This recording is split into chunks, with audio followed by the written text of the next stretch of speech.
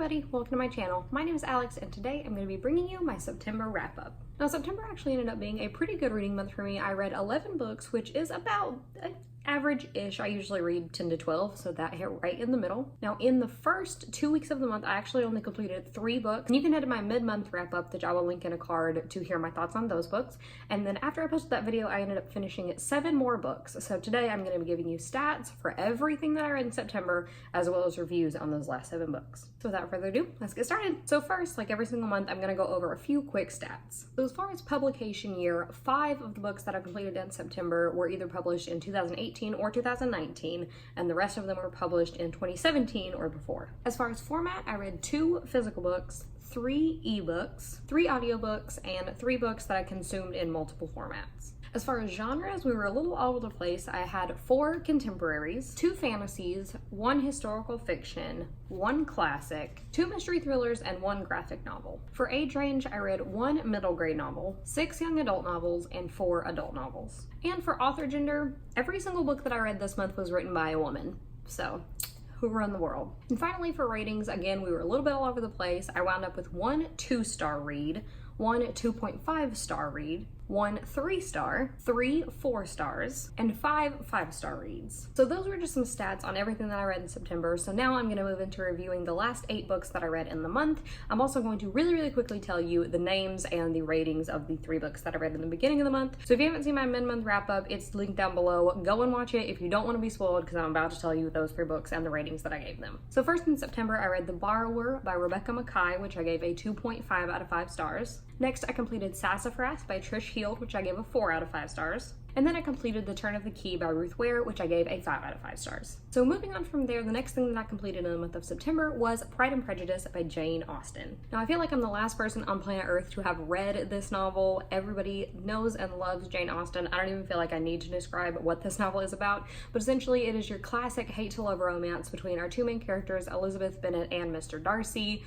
And I have nothing bad to say about this. I think, like I said, everyone knows and loves Jane Austen. Everyone knows and loves this story. And I really appreciated the way that she fleshed out all of her characters. All her female characters are very strong. The dynamic between Elizabeth and Mr. Darcy is just incredible. I loved everything about it. This was just really nice. I can definitely see why Jane Austen has stayed so popular and in the mainstream for as long as she has. I really appreciated that it was so readable despite being a classic. Usually, I'll be honest, I struggle to get through classics, but this one wasn't too bad. I definitely look forward to reading more from Jane Austen in the future, and I wound up giving Pride and Prejudice a 4 out of 5 stars. The next book that I completed after reading it for 3 weeks was Kingdom of Ash by Sarah J. Maas. This is the 7th and final book in the Throne of Glass series. Now again, as this is the 7th and final book in the series, I'm not going to give you a synopsis that is full of spoilers, but I also think that 90% of you watching this video have already read this book. But I will say, trying to give a little bit of a review without too many spoilers, I really did appreciate a lot of the ways that a lot of loose ends were tied together. I think that Sarah J. Maas did a really nice job of pulling things even from the novella series, the prequel novellas, and from just the very first book, pulling information from those titles and weaving them into the story in this last book. I will say, again, I'm trying not to be too spoilery, but maybe I'm masochistic, but I would have appreciated a little more death. There wasn't quite enough death in it for me, but you know, I can't complain. This novel and this series is just a complete masterpiece, and I think that it's going to be a mainstay in the YA fantasy genre for years and years to come. So obviously I had to give this one a 5 out of 5 stars. The next book that I completed was A Million Junes by Emily Henry. This book I actually can give you a synopsis for. This follows our main character, June O'Donnell, and for as long as she can remember, she has been told to never be associated with the Angert family. The O'Donnells and the Angerts have had a family feud going on for generations and generations, and they are not allowed near each other.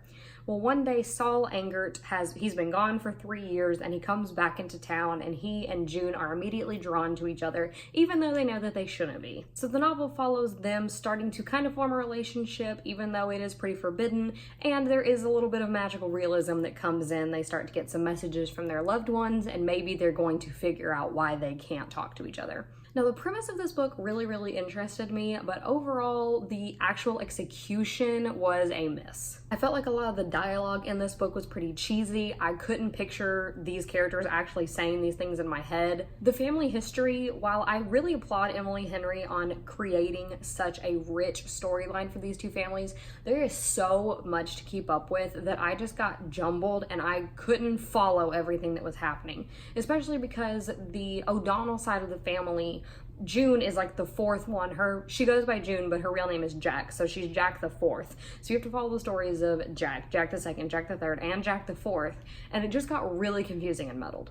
And finally, I'll say that the romance just was not convincing for me. I just really didn't understand why these two characters were falling for each other, other than the fact that they weren't supposed to be together. This is my second read from Emily Henry. I've also read The Love That Split the World by her, and I didn't really like that one either. I picked this one up to try to give this author another chance, but again, it was kind of a miss for me, so I think that Emily Henry might just not be the author for me. Overall, I wound up giving this one a 2 out of 5 stars. Next, I picked up Sadie by Courtney Summers, and I actually listened to this one on audiobook. This book follows our main character, Sadie, and before the novel even starts, Sadie's younger sister, Maddie, has been murdered. Sadie knows who did it, and she is on her way to enact revenge. You get that storyline in conjunction with a podcast called The Girls, which follows the story of Maddie's death and Sadie's disappearance. Now, I had heard countless good things about the audiobook ever since this book came out last year, so I was planning to save it for October, but it actually came into my library a little bit early, so that's how I wound up reading it in September, but I'm so glad that I went ahead and listened to it because this book was phenomenal. The production value of the audiobook alone was enough to suck me in. The narrators for all the parts were so good. There were obviously individual narrators for the podcast versus Sadie's perspective, but even within those other characters, it was a full cast of narrators and they all did an incredible job. As far as the storytelling itself was just captivating. This book was addicting.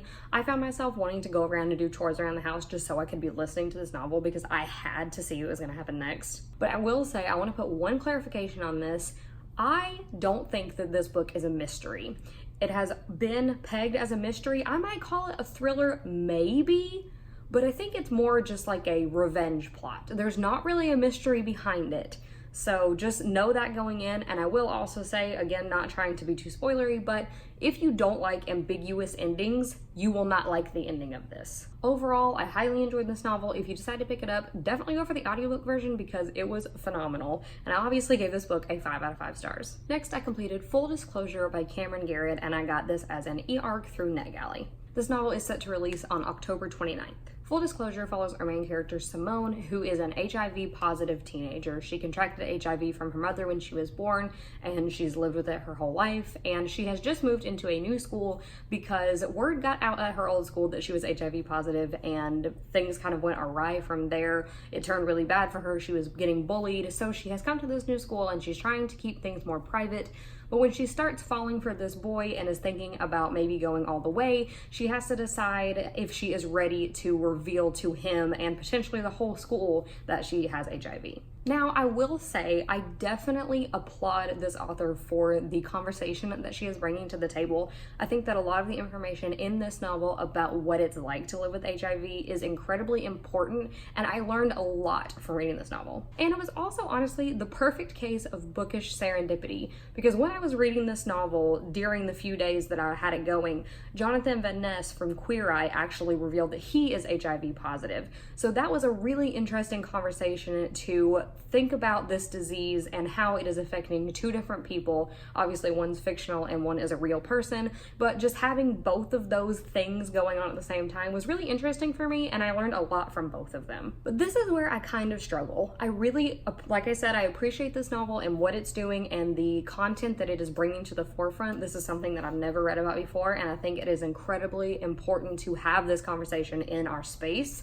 But I don't think, just from a book standpoint, I don't think that this was the best novel. This author was only 17 years old when she sold this novel, and in my opinion, you can definitely tell. I'm not trying to bash younger authors. I think it's amazing if you can sell a book at 17 years old, but I just think that it reads a little bit younger, and it just, which it is YA, so it's supposed to, but just for my taste, it read a little bit young.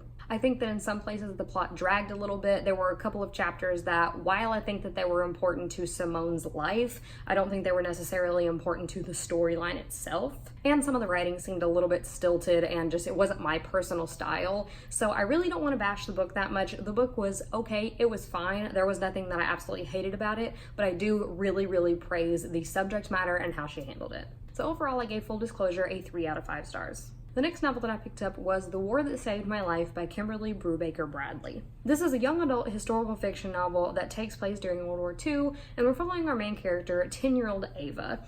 And at the very beginning of the novel, you find out that Ava is living with her mother and her brother. Ava has never left her apartment because her mother is ashamed of her because of her club foot.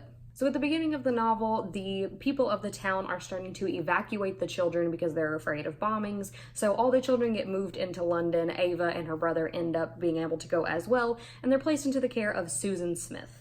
I really don't want to tell you much more than that. That is probably the first little bit of the novel, and things just progress from there. This is one of the most touching novels that I've ever read in my life. This novel really, really captivated me. Usually I find World War II historical fiction can get a little bit stilted, but this one from a middle grade perspective was really, really interesting. I was so attached to Ava, and I was so attached to Susan, and all of the characters in here. I was just rooting for them. There were heartwarming moments and heartbreaking moments, and this was just overall just such a good middle grade novel. Now there is a sequel to this novel called The War I Finally Won, and I haven't picked it up yet, but I probably will be picking it up in the future because I would love to read more from this author and about these characters.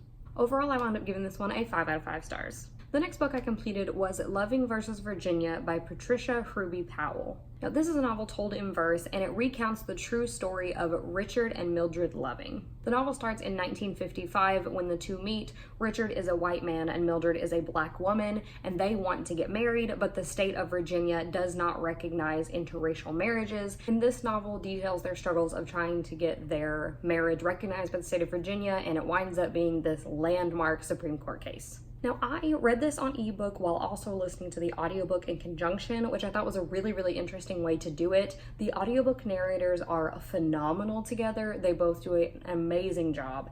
And in the novel itself, it's not a graphic novel, but there are illustrations throughout, which I thought were really, really well done. Overall, I think that this format was a perfect way to bring this story to the spotlight. This is something that I had no idea about the Supreme Court case, and I loved getting into the mindset of these two people and their struggles just to be married. It's just beautifully done. The resources and the history are woven so well. Everything about this is phenomenal. It's a really, really short read, so if you're interested at all, I would definitely recommend picking it up. Obviously, I gave this one a 5 out of 5 stars. And the last book that I completed in the month of September was The Way I Used to Be by Amber Smith. This novel follows our main character, Eden, and at the very beginning of the novel, first chapter, this is not a spoiler, her freshman year of high school, she is raped by her brother's best friend. He threatens to kill her if she tells anybody and tells her that nobody will believe her, so she ends up not reporting anything, and the novel follows Eden all the way throughout her high school career as she is dealing with the effects of this. Now, I will say, obviously, there are trigger warnings for rape and sexual assault. The scenes in this novel are graphic. So if that is something that you are not comfortable with, you will want to avoid this novel because they are detailed. But if you are okay with that, and if you like darker contemporaries, this is definitely one that I would recommend picking up. I think that it says a lot about the different stages that people can go through when they're trying to come to terms with what has happened to them. It was definitely thought-provoking. It was heartbreaking in a lot of ways, but you're definitely rooting for the main character the whole way through. Overall, I thought this was a really, really good debut novel, and I'm interested to read more from this author in the future. I wound up giving this one a 4 out of 5 stars.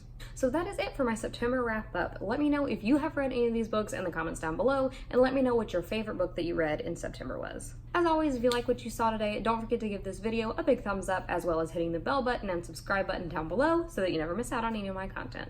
So until next time, bye!